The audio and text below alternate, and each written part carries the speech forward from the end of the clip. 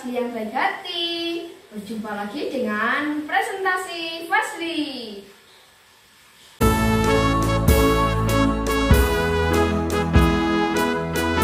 Bagaimana kabar kalian semua? Fasli harap semoga kalian semua dalam keadaan sehat walafiat ya. Sebentar lagi rakyat Indonesia akan memperingati hari ulang tahun kemerdekaan Indonesia yang ke-76 pada tanggal 17 Agustus tahun 2021. Di kesempatan kali ini, Fasli akan mempresentasikan tentang ringkasan tema 2, subtema 1, pembelajaran 1, kelas 6 yang berjudul Rukun dalam Perbedaan. Materi yang Fasli bahas ada 2, yaitu yang pertama proklamasi dan yang kedua bunga teratai. Sebelum masuk ke materi proklamasi, Fasli mau tanya ke kalian semua, bagaimana bunyi teks proklamasi? Fasli bacakan ya. Proklamasi. Kami, bangsa Indonesia, dengan ini menyatakan kemerdekaan Indonesia. Hal-hal yang mengenai pemindahan kekuasaan dan lain-lain diselenggarakan dengan cara seksama dan dalam tempo yang sesingkat-singkatnya. Jakarta, hari 17 bulan 8 tahun 05, atas nama bangsa Indonesia, Soekarno Hatta. Sebagai generasi penerus bangsa, kita wajib bersemangat dalam belajar untuk meneruskan cita-cita perjuangan kemerdekaan. Para pahlawan pejuang kemerdekaan telah berjuang untuk meraih kemerdekaan Indonesia. Maka dari itu, kita jangan bermalas-malasan ya teman-teman. Alhamdulillah, pada tanggal 17 Agustus tahun 1945, bangsa Indonesia telah berhasil memproklamasikan kemerdekaan Indonesia. Sebenarnya, teman-teman tahu tidak apa makna dari proklamasi?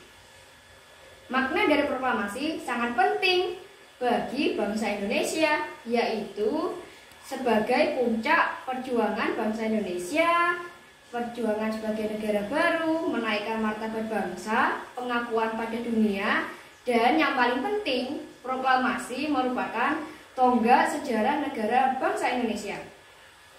Maka dari itu, sebagai generasi penerus bangsa, kita wajib bersyukur dan menghargai jasa-jasa para pahlawan pejuang kemerdekaan Indonesia.